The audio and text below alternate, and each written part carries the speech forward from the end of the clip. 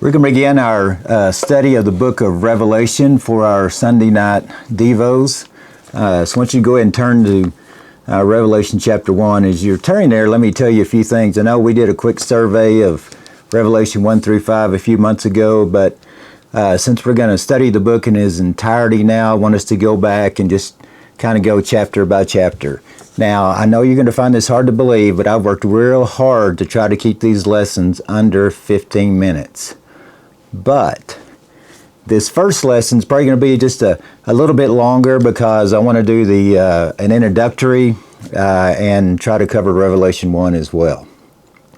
So why study the book of Revelation right now? I mean, the most difficult book in the Bible. And I think it's because we need reassurance as never before that as chaotic as this world is getting, there's still someone in charge. There's still someone on the throne and in charge, and we know that's our Father. Being isolated, alone, fearful, I mean, that seems to have a stranglehold on our world in 2020, even among many Christians. In fact, I heard the other day the word anxiety has been searched on the internet in the last 6 months more than ever before. So how do we as Christians respond to all this anxiety and uncertainty? I want us to imagine for just a moment that we're living in Rome, controlled Asia at the end of the first century. I mean, we're Christians, and for that fact alone, we're shunned. Our business is boycotted. Our children are not welcome to associate with other children. The walls of our house are frequently used for vulgar graffiti, and we're liable to arrest. I think it's safe to say our nerves would be on edge, our health would be affected, maybe even our faith challenged. And that's exactly what's happening to these first century Christians that John writes to. So what does Revelation tell them? I think it begins with an assurance of Christ's concern for His people. I mean, the Lord saw fit to send this special message of comfort and reassurance to the churches of Asia that they were not alone in this ordeal of suffering. And I want us to know we're not alone in this chaos of 2020. We don't have to live in fear and anxiety. I mean, the book of Revelation tells us we have a Father who cares for us. He went to war for us. He shed His blood for us. He even won the victory for us. And I think our response to that needs to be that we live by faith and not by fear. Now, we know the majority of Revelation was written in what's called apocalyptic language, especially beginning chapter 4 through chapter 22. And I want to give us a few tips for reading apocalyptic literature. First, I want to tell us apocalyptic literature took place from around 200 BC to about 165 AD. It can be found in biblical and non-biblical writings. It reached its height really during the times between the Old and New Testament. And that type of literature was a type of writing used to convey the thought of victory of good over evil. And it always used symbols to convey its message. And it was usually written from a context of oppression and persecution and despair. But let me kind of give us a little rule of thumb here in reading apocalyptic literature. Understand it figuratively unless there's a good reason to do otherwise. I want to give us just four tips for reading apocalyptic literature as we go through the book of Revelation. Number one, pay attention to the symbolism.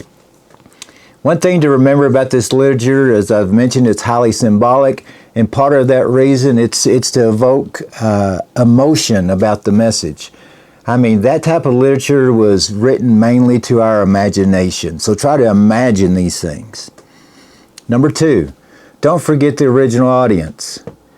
This literature was often encoded for the original audience. They would have read these symbols and understood what was referenced. And we're so far removed from the context, both in terms of time and culture, that I realize a lot of the symbolism is lost with us. But when we read it, we need to take into consideration what was happening at the time of its writing. Number three, don't overanalyze the symbols. Symbolism is one of the main things that make apocalyptic literature so unique. It also makes it really challenging to read and understand. But those symbols are an important meaning of conveying the message, and I realize it's very easy to get lost in the details of the symbolism. But I want to encourage us, don't press the details. And you're probably going to hear me say this a lot. Look for the overall message. Number 4, think about the writing's purpose.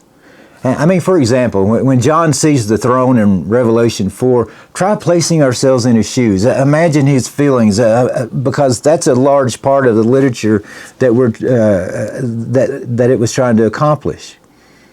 Another purpose of the literature was to encourage people who were oppressed. This literature was written to an audience that was suffering, and they needed hope that at some point their enemies were going to be conquered, and at some point they were going to be both victorious and that better days were ahead of them. Very simply, if we don't get anything else out of the book of Revelation, it's written to say God wins. Now, I'm not an expert on this book. You know that. There's people that have forgotten more about the book of Revelation than I will ever know. But I do know this. God did not include this book in Scripture to confuse us. I mean, it's there to be understood rather than avoided. And I want us to be able to read and study this book without being overwhelmed. Are we going to understand everything? No. Or at least I don't. But we can grasp, I think, the overall lesson of each chapter. And that's what we're trying to focus on in this study. Grasp the meaning as a whole without trying to press the details. This book uses a lot of Old Testament terminology with New Testament meaning. And although there's no direct quotes from the Old Testament, out of the 404 verses in this book, there are over 350 allusions to the Old Testament. And I think one reason we have trouble understanding Revelation, we don't know the Old Testament. This book was written to Christians in a crisis situation. It's designed to comfort them. It's to help them bear their trials with patience and hope. By the time Revelation was written, Caesar worship covered the Roman Empire, and it was because of the Christians' refusal to conform to its demands that many of them were persecuted and killed. What you notice as the book begins in chapter 1, verse 1, it says the things which must shortly take place. And I know a lot of people believe this book is prophetic to things that are going to happen even, take place even, not even in our lifetime, even off in the future. But here's my thought, and I want us to just think about this. Of what possible value would it have been to write a letter to agonizing saints of the first century to tell them about nuclear wars, modern-day Israel, and the like? I really believe, just like Ephesians was written for the churches at Ephesus, Revelation is written to the struggling 7 churches of Asia. Verse 3, there's a beatitude. And notice what that beatitude says. We will be blessed if we read, if we hear, and if we heed. And for the second time in just these first 3 verses, John mentions that the things he's writing are near. I mean, shortly or soon, depending on your version, in verse 1. And then in verse 3, he says the time is near. I want to encourage us, let God interpret this book for us. You know, we see the vision by reading the book of Revelation, and we ask God for the answer. And if He doesn't give us the answer, we need to accept the fact we don't need to know. And I know the obvious question, how do we ask? And that's by studying His Word, particularly the Old Testament. I really want to encourage us, we need to let the Bible be its own commentary. Verses 4 through 20, Jesus is in chapter 1, He's just sending a message of comfort and reassurance to the churches of Asia that they're not alone in this ordeal of suffering. Again, notice verse 4. This letter is for the struggling Christians at the 7 churches in Asia. Not the Asia that we think of today, but Asia Minor. In fact, I believe it's the modern day Turkey. But in verses 5 and 6, we see the salvation Jesus has provided. We're washed from our sins by Jesus' blood. And we know this happens in baptism. And these verses also say glory and dominion belong to Christ. Verses 7 through 8, he talks about that the words that we know, Alpha and Omega, A to Z. God's in control. He's on the throne. He always has been. He always will be. This is His world. No matter what we see, no matter what circumstances happen to us, we have got to remember these facts about God.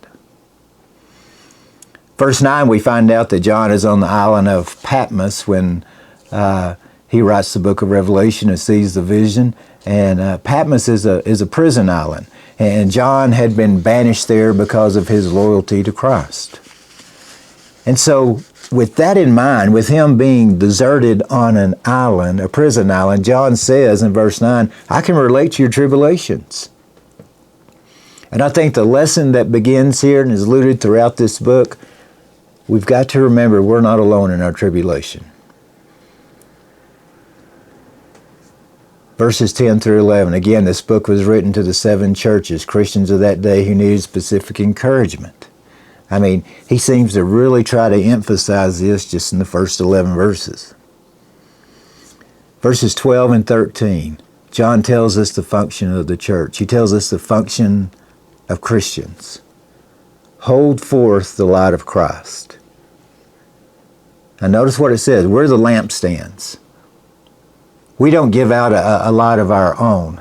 We simply hold forth the light of Christ. We're to be bearers of light in a dark world. And here's a tough lesson. God is telling them, in spite of darkness, in spite of tribulation, in spite of suffering, in spite of the fact that many of you are going to be persecuted and going to be killed for your faith, keep the light shining. As difficult as 2020 has been, are we keeping the light shining? Verse 13, I want you to notice where Jesus is. Depending on your version, one says standing among the churches. New American Standard says in the middle of the churches. Isn't that a great comfort to know that whatever we're going through, the Lord is standing with us. We're never alone. In the last part of verse 13 down through about verse 16, there's 11 descriptive titles of Jesus from the Old Testament. And I encourage you to go and study those. But it's very interesting that John takes titles which in the Old Testament are descriptions of God, and he applies them here in the book of Revelation to Christ. So why show this picture of Jesus at the beginning of the book? I think it's to show His greatness and His power. I mean, that's the picture that we need in our minds. Jesus walking among the churches. He knows their condition. He cares for their welfare. And He has the power to help. I mean, these churches, they had their backs against the wall. They're fighting for survival. And they needed more than just even a moral exhortation. They needed to see Christ. And we see the power of Christ in these verses. Verses 16 to 17, the one who controls the universe also gives comfort to John. And I want you to notice what it says here in verse 17. Verse 16, remember, he has the stars in his hand. And in verse 17, he lays them down. He puts them down to comfort John. I think there's a great lesson there for us. The hand of Christ is strong enough to uphold the heavens, and yet gentle enough to wipe away our tears. Verse 17 also says, don't be afraid. Jesus' words encourage John not to be fearful. And all the descriptions focus on Jesus' power over death here in verse 18. The first and the last, the living one, alive forevermore, holds the keys to death and to Hades. The obvious lesson that Jesus closes chapter 1 with is this: He has all authority.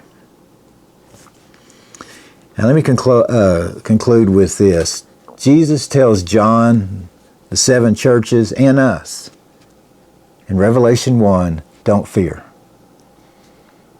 Take heart of our struggle with evil and know that we have every reason to be courageous and to hold on.